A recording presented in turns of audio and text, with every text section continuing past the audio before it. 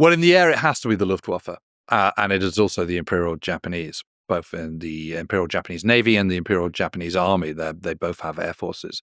And one of the reasons that is because the quality of the pilots in Japan is extremely high because it's so difficult to get to the top position. You are going to your frontline squadrons with at least 500 hours in your logbook. To put that into some perspective, a British RAF or Luftwaffe pilot would be joining their frontline squadrons with 150 to 170 hours in the logbook.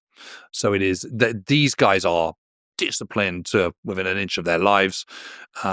They are, there are academic tests as well as physical endurance tests. They are the elite of the elite, and they are extremely good. The problem they have is that there is a good number of them, but there's not that many. The Luftwaffe is the largest air force in the world in 1939, but it is already at a parity in aircraft production with Britain. And the French have a kind of similar size army, but they're very, very badly organized. So they're organized into different regions, and one region is not really talking to another.